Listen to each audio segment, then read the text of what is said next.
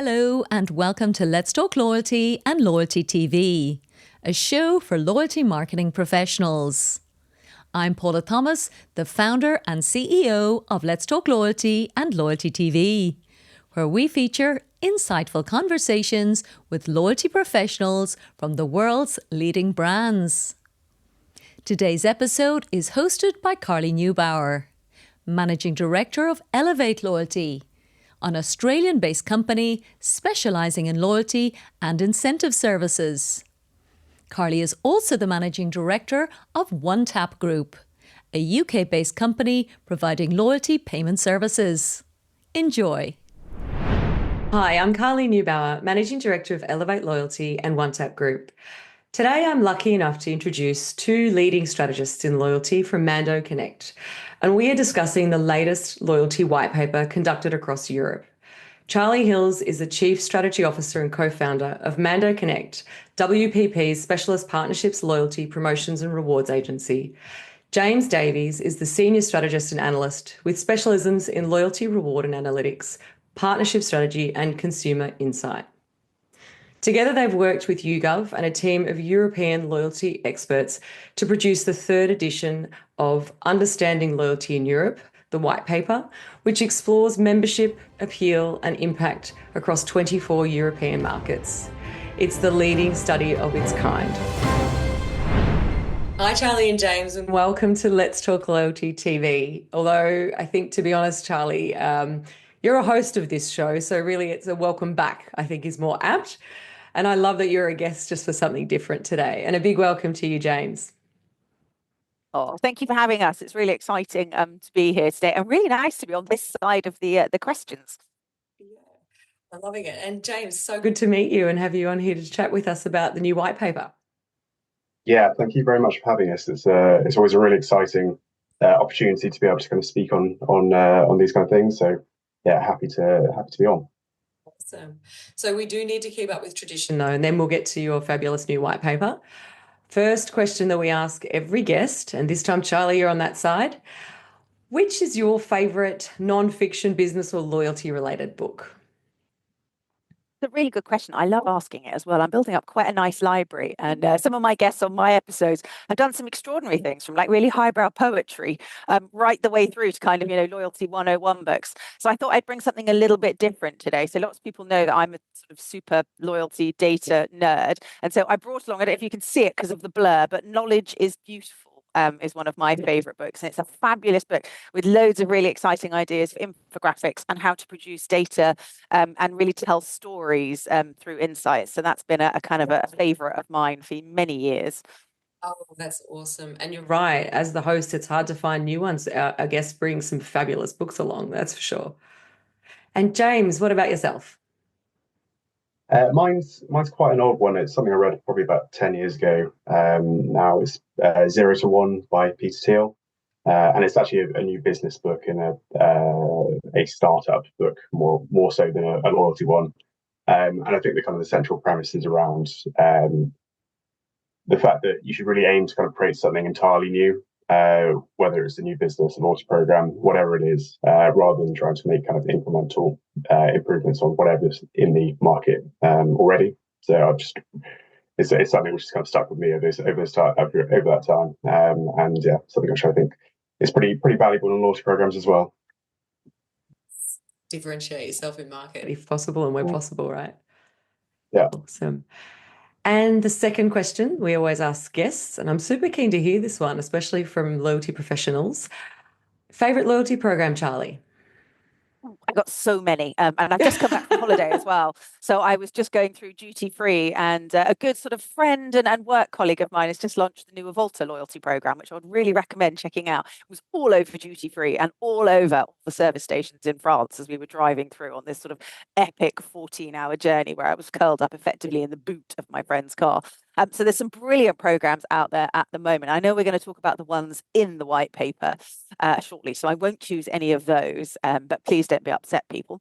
My favorite loyalty program, and I think the one I talk about the most. I like new as well, and I think it's been really interesting to see what's been happening in the British market in the dining sector and the coffee sector. I think we've seen some real innovation and explosion of new programs in that sector, and actually they've kind of ranked right up from kind of one of the smaller loyalty sectors in our British research, right the way up to kind of one of the dominant four, which is really exciting. So one of my favorite programs is the Costa Club program, and I think what I really love about this program is they realize what they've done wrong. They moved from a collecting beans program to a points program, and they sort of stood up and actually they've come back to a really cool collect your beans mechanic. They're constantly innovating it. So one of my favorite features is that it's twice as good if you demonstrate a sustainable behavior. So you can earn your free coffee twice as quickly if you use your own cup. And then they're constantly thinking ahead. So one of the other really great things they've introduced recently is the little sips device, which is where rather than having to kind of save up 10 beans to get free coffee, you can save up 2 now and claim them for a syrup or an upgrade.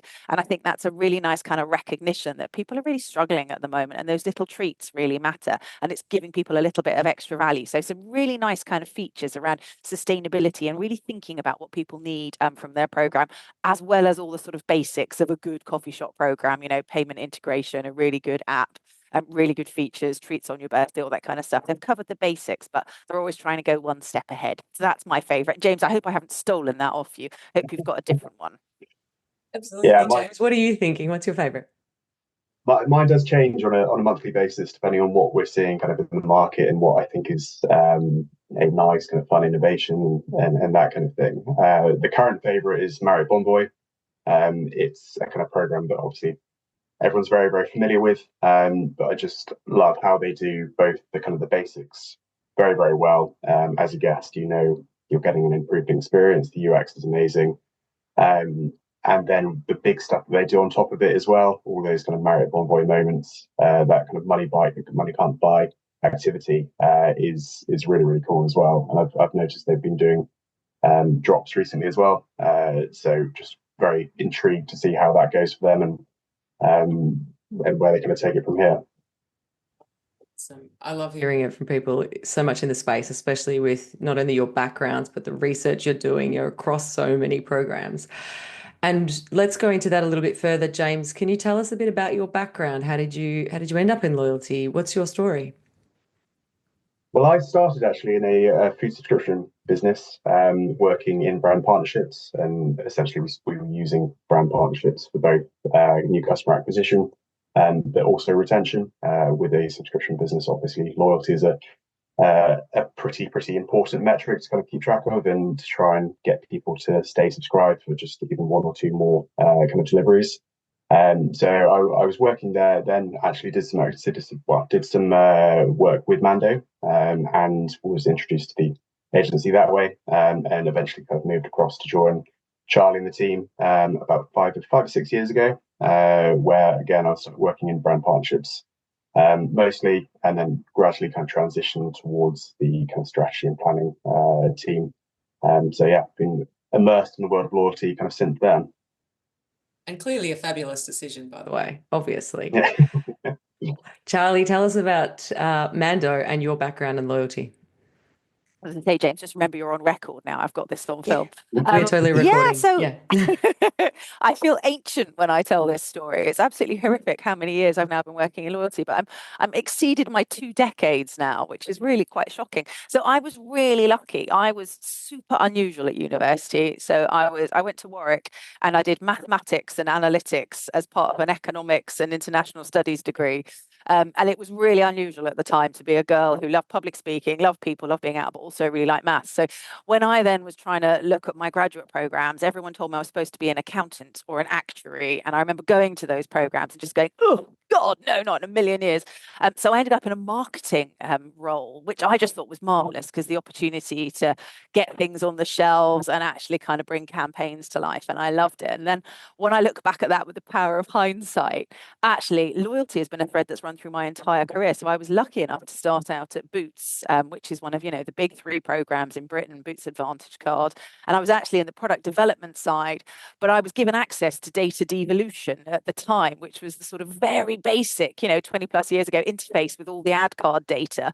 And I remember doing my first big presentation of a range review for skincare, and I'd used it all, and nobody'd ever really thought about using it in that way. And I was obviously able to look at what everybody was buying, what all the categories were doing, what ingredients were doing well, what type of customer liked different things. And it was literally all on our sort of like dial-up desktop. And I think that was the hallelujah moment for me, because I was like, well, this is really obvious, right? Because the data can help point us in the right direction. And that was brilliant. Boots loved it. And obviously from then on in, got to do all sorts of cool things. And some of the skincare ranges I made still exist. So go check out Boots Tea Tree and Witch Hazel if you're dialing in from the UK. It's one of my favorites. And ironically, given that I ended up in partnerships, a brilliant partnership of two of the best ingredients, that exist for teenage skincare. And my kids now use it. So there's a lovely sort of founding kind of thing. And then what happened from that point in my career was always a sort of loyalty and partnerships thread. So I was privileged enough to work on McDonald's, one of the other kind of most amazing brands in the world, on the McDonald's Monopoly promotions. I worked with Master Foods. I then went into consultancy and got to work on O2 Priority, which was a really cool kind of partnerships fuel program and programs for Aviva. And then I think it's 8 years ago now, was given the opportunity to found an agency as part of Mando, so one of the oldest agencies within WPP, specialising in loyalty partnerships and rewards. And along with Becky Monday, my CEO, and Joe Ashdown, who's now our managing director, we literally sat round kitchen table, made up logos and thought, right, this is how we're going to do it, and how we're going to use smart data and insight to inform partnerships, rewards, and loyalty solutions. And to be honest, I was like a kid in a sweet shop. I couldn't believe that anyone was going to let us do it, let alone support us to do it. And we've gone from there. So we've got the most amazing brands that we get to work with now. So everybody from Vodafone to BMW to Mini to Lidl, TK Maxx, like some really phenomenal brands. And then we get to work with some little brands as well. And all of that kind of thread that runs through it is sort of smart data informed decisions to inform, loyalty, promotions, partnerships, and reward solutions. So it's been awesome. And there's about 30 of us now, and we've got this really fancy office in London because we get to sit in the WPP flagship. And it's been quite a journey, and I love it. I think loyalty is such an awesome area of marketing. You can really measure it, you can see the impact of it, you can build things that people love, you can experiment really quickly, and get real results really fast. So it's been a real privilege. It's very cool. Fantastic. And this is why I always love talking to you, Charlie, because I don't know that I know many people that are just so passionate and genuinely love what they do in the same way. Well, it's because I'm a escaped contagious. actuary, right? I mean, I would have obviously had a yacht and some sort of skyscraper Always penthouse an apartment option. in New York, which, sometimes I question my life choices. But I'm an escaped actuary. So I love it. I'll also remember to ask you the brands you haven't worked with. It'll be much faster than the ones that you do. Well, Yeah. that's With the such a joy great of being. career. It's I good. think that's the joy of being agency side, and obviously I loved being client side, but I was really happy when I jumped to agency side because it gives you the opportunity. I'm such a naturally curious person, and it gives you the opportunity to work on lots of different brands across lots of different sectors. And I think that's some of the work that James and I and the team do that's the most interesting. It's like, actually, what can telecommunications loyalty learn from financial services loyalty, and what can coffee shop loyalty learn from media and entertainment loyalty? And it's that translation, I think, of those insights, because sometimes I think people forget that it's the same human being. In our British research, we know that the average Brit is a member of 6 loyalty programs. And I think people who work in loyalty forget that. They look at their competitive set, people in the same sector, but you shouldn't really. You should be looking at retail and telco and media and all the ones that your audience, sports, a really interesting sector that's been growing, to see where those big innovations are and then how you can apply them. So that's the best thing I think about being agency side. Not to mention having partnerships, because obviously we have a small number of clients, but hundreds and hundreds of brand partners that we work with. We do 500 to 1,000 partnerships a year. So you really get to know lots and lots of different types of brands and sectors really quickly. So good. And we're really lucky today. I love this. I've got 2 strategy experts here, and take us through your white paper, because you have just about to release the Understanding Loyalty in Europe. Not your first edition though, is it? Third? Are we third now? We are third now, So this one's Yes, got a teal awesome. cover. It's a fabulous piece of research, and we were really privileged, I think, in our partnership with YouGov. So a little bit like the book that James was referring to earlier, you know, we were brave when we started Connect. We did all sorts of cheeky things that I'm not sure I'd be cheeky enough to do now, to be honest. We directly approached the head of YouGov, with whom we were building an IP property kind of partnership with them, and said, look, we'll help you with all your loyalty and promotions data points if you'll help us build ourselves some fame and intellectual property as an agency. And surprisingly, they said yes. So, and that was the birth of kind of a big series of white papers. So we do the Understanding British Loyalty and Understanding British Promotions series that we've now been running for about 6 or 7 years, I think.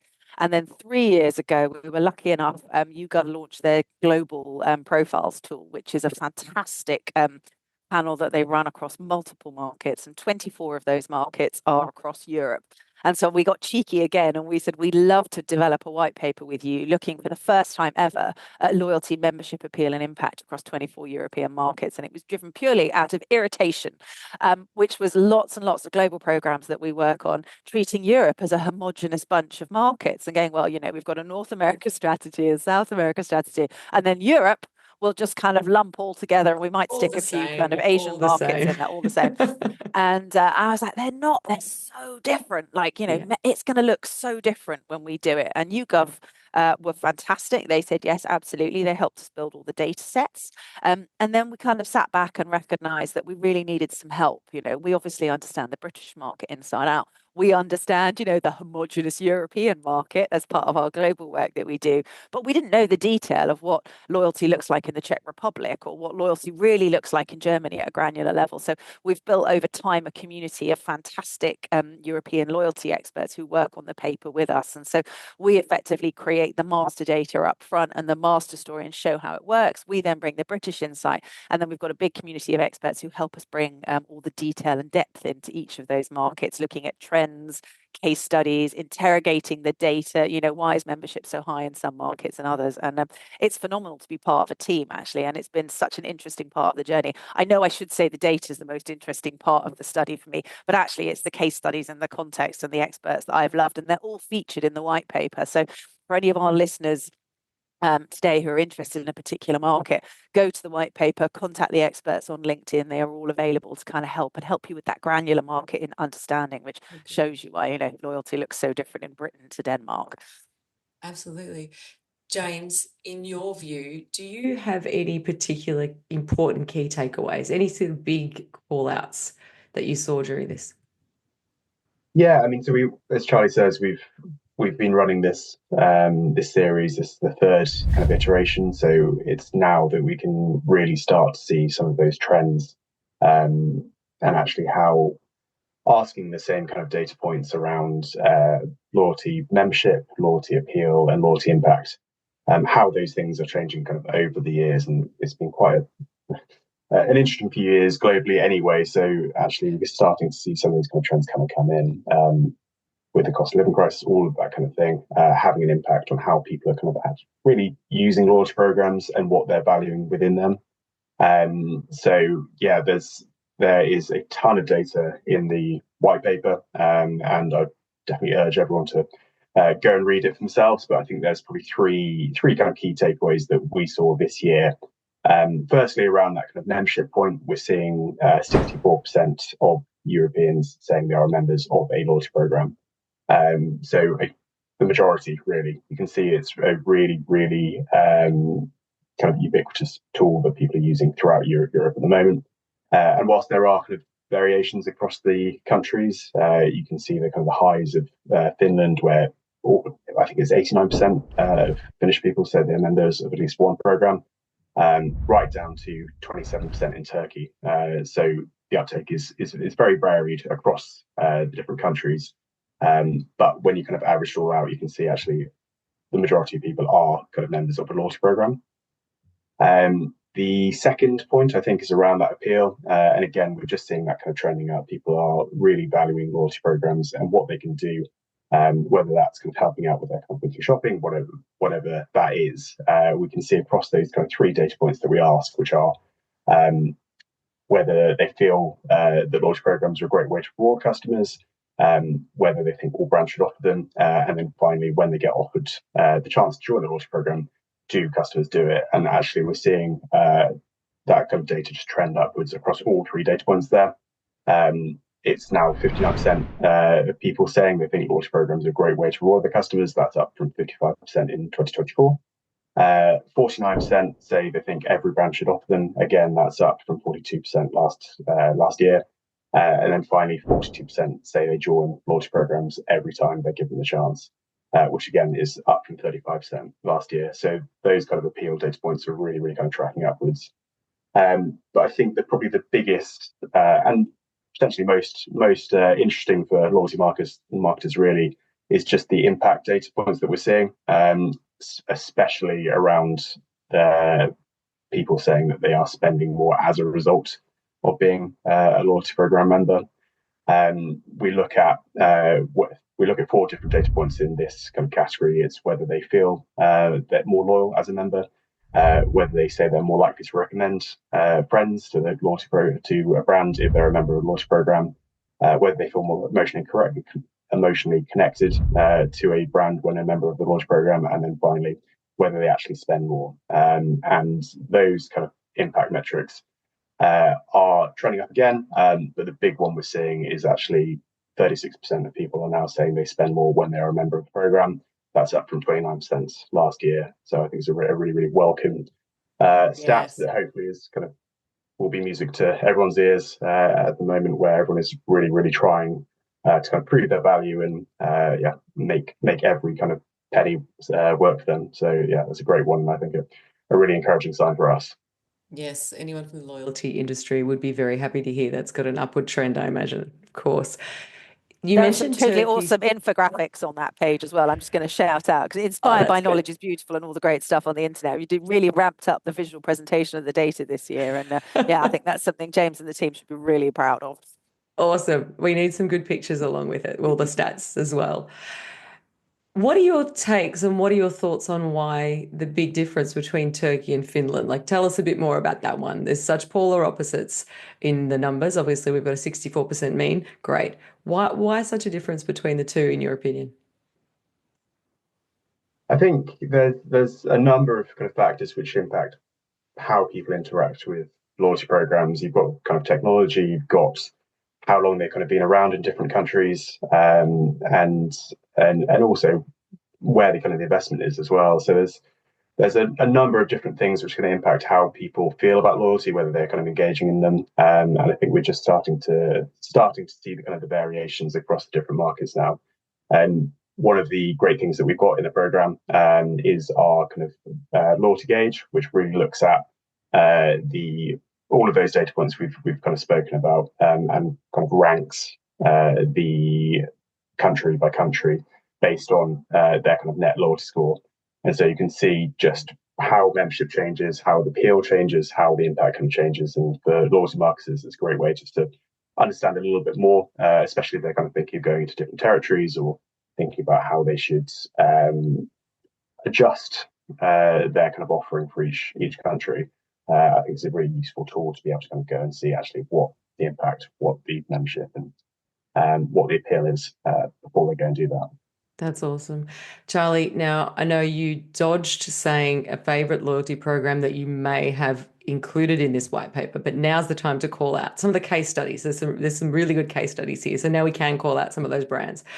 I know it's cheeky, isn't it? I think, the case studies are the best bit, actually. And I think that is one of the most interesting things. So as James is talking about there in the loyalty gauge, people often ask me, well, how do I use the data? And I think that for me is how you use the data. So if you're in a market that's struggling with appeal, or you're a program that's struggling with appeal, then actually you should be looking to the markets where they're nailing appeal and looking at the exemplar programs in that sector and going, oh, what can I borrow? What can I use? What inspires me? And that's how I think people should really be using the data, rather than just sort of, I think it's quite easy to copy and paste a chart and stick it in a presentation for a board team and go, oh, people will spend more. But hopefully, I'm really hoping that people will really get into this in year 3 and go, actually, that inspires me, and this is what we should be doing differently. And one of the programs that we really admired, we launched the paper at the Loyalty Summit CXM in Stockholm. So we were obviously going to try and get IKEA Family in the paper, and we did. And IKEA Family, I think, is one of those programs where they've had a huge amount of innovation in the last kind of 2 to 3 years. I think 2 to 3 years ago, we looked at it and gone, well, we love IKEA, but do we really love IKEA family?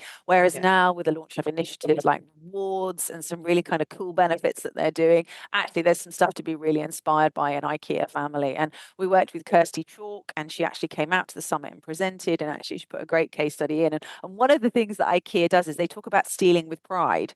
So they pilot things in one market and then they ask the other markets to steal it with pride. And I thought that's actually a really great theme for the paper. And I wish I'd known about that before we write the paper, because I would have put it in the intro as actually what can you steal with pride. And so one of my favorite case studies in the paper is IKEA family and what they're doing. And I really recommend that people check that out. I did sort of flag the Club of Volta program that we worked on with Camillo Courtenay, a really interesting program. You know, it's so complex, so many different retail models across so many different markets in an environment largely of duty free and service stations where people are trying to get in and out as quickly as possible. So they've got to do some really cool stuff to capture people's attention, and they really are. So those are our two deep dive case studies that are in the paper, and we featured our experts and their contact details as well, should anybody want to get in touch.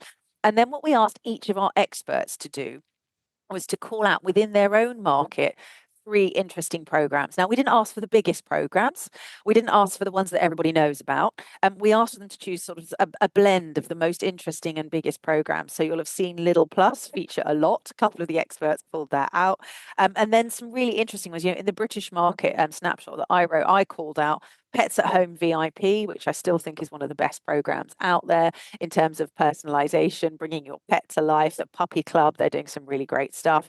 The Pizza Express Club, the way they've really baked their brand DNA into the program, and they've brought tiering in to effectively an IEO sector program, which is really interesting with some really great top tier benefits. And then Benefit Loves, which is a really lovely program that's actually trying to bring that joy of the brand into the loyalty experience through treats and experiences. So those were 3 of my favorites that I called out. But James, obviously you got to work with all the experts on all of them. Which other ones would you call out from the paper that are worth checking out? Yeah, I love the variation that we get from from asking that question from our experts, and we've got those kind of 12 deep dives in the paper where they not only look at their kind of case studies but also the kind of the key trends that they're seeing within that particular market. So you definitely see that a lot of the same market, a lot of the markets have the same problems, and it's just interesting to see how they are tackling some of those kind of same issues with the programs. I think my favourite case study from the paper, and one which again I've never heard of. I had never heard of it, the program before reading it. But Kristin from Norway, our Norwegian expert, spoke about the SATS loyalty program, and SATS is a kind of gym chain out there. But I just thought it was a really, really simple program whereby it's tiered and it aims to reward gym goers for kind of consistent attendance. So the more you go, the more you work out, the more kind of rewards and perks you get, and it's all aimed around kind of trying to kind of encourage a community and just reward those kind of positive behaviours as well. So I just thought it was a very, very simple way of doing both of those things in a really nice kind of format, which actually helps those customers achieve their goal of getting fitter and being rewarded for that. So I do want to ask you the question that's not always easy to answer, but I know as the listeners, loyalty professionals are going to want to hear, because we all have the bad days and we're all working in an industry.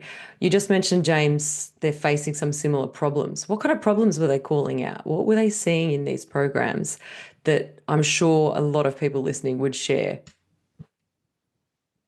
I think there's for loyalty marketers, especially at the moment, it's keeping people engaged and retained with the fact that we have such high uptake of loyalty programs kind of across Europe and in each country. There is so much choice. I mean, Charlie mentioned that data point in the UK, looking at the fact that actually UK, the average loyalty program membership for a British person is 6 different programs. And it's a challenge that I think everyone is seeing, is actually how do you stand out? How do you become the program that you go to first when there's so much choice? So I think there is certainly a need to kind of differentiate yourself, and I think that's something which kind of came up a few times. And also just responding to the economic climate, we can see actually people have been using programs to help support themselves when things have been a little bit tight, and it's something that programs are definitely trying to help their customers with. And yeah, there's plenty of the same challenges, I think, kind of popping up in the different kind of case studies and deep dives that we saw. Yeah. And I think another one that comes out when we spoke to the experts on the kind of the community calls is about budget. So a constant challenge here. So as James is talking, usage is higher than ever. So it's really hard to give valuable, meaningful rewards when, rates are so high. But what we're also seeing is a real squeeze on marketing budgets kind of across the board. And obviously loyalty is one of the areas where there is a sort of direct attribution of how am I rewarding people. So the number of briefs that we have in at the moment, which are how can I create a more meaningful connection with my consumer, but at half the budget? I think is a real challenge for loyalty marketers everywhere, as it is for all marketing disciplines and actually kind of everyone at the moment, I think. So I think that's another big challenge that's coming through. But that real kind of drive to create that emotional connection, but not perhaps having the same level of budget that we would have seen 3 to 4 years ago to be able to do it for everyone. If you were gambling people and you were running Understanding Loyalty Europe 4.0, because we're doing 3.0 right now, what are your predictions? What do you think we're going to see next round? And I know you're just releasing right now, but what would you predict for next year? What do you reckon?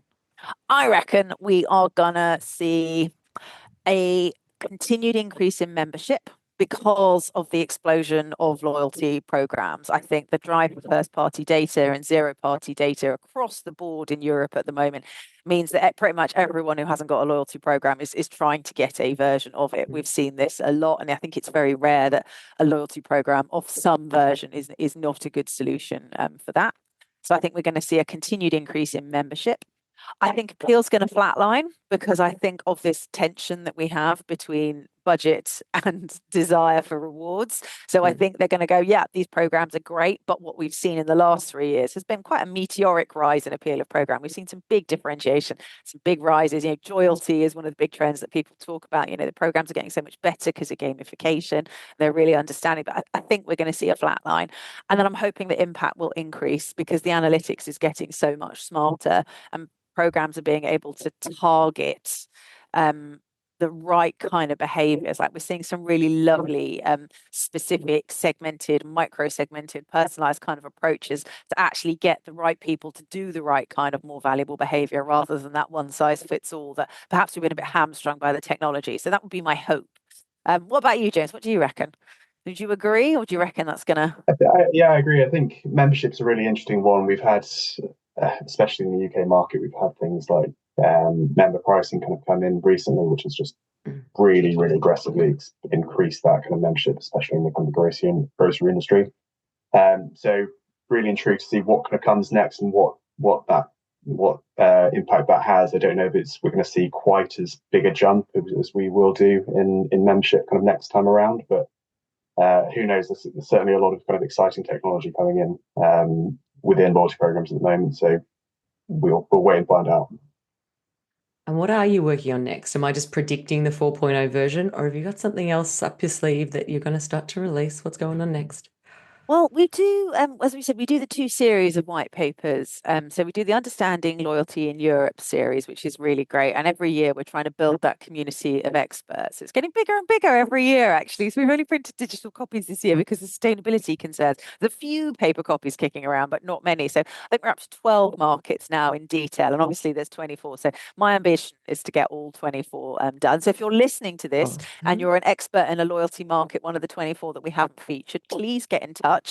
We'd love to feature you in the next papers. And I promise it's a really interesting and really fun sort of process that we put together. And then what we also do in the British market is we alternate between a promotions specialism paper and a loyalty specialism, particularly in the British market. So this year we are focusing on understanding what the British people really love about loyalty and actually, promotions, and actually what's going to really inspire them. We've got some brilliant experts that we're pulling in. We're working with the IPM, the Institute of Promotional Marketing. So that's going to be our focus in 2025. And then we'll do the British loyalty paper in 2026 again. So a kind of ongoing series that enables us to really build that big industry view. And then we might do some other stuff as well, actually. Who knows? We'll wait and see. Oh, well, knowing you probably will. There'll be something we don't expect, but it'll be awesome. Try and do something new every year. Well, back to James's point and his favourite book. That's the theme, right? Yeah. How can listeners access this paper? How do we get a hold of it when it's available? I think hopefully we'll share the link within the description. But you can also download a kind of copy at mando.co.uk. You can have if you click on there, you can also see all of our other kind of recent loyalty papers, the British one which Charlie mentioned, and some of the previous versions of the promo paper as well. So they're all available at the website there. So just download from there. Awesome. And Charlie, you did mention as well, people can reach out if they've got further questions or want to get involved. Definitely reach out as well. Yeah, do. I mean, James and I are very easy to find on LinkedIn or on the Mando website. Yeah, please get in touch. We'd love to answer your questions. Love to share the paper. Love to build the case studies. And love to hear any new ideas you've got. Oh, thank you both so much. Very exciting. I'm super glad that I got a pre-read, so thank you for the privilege.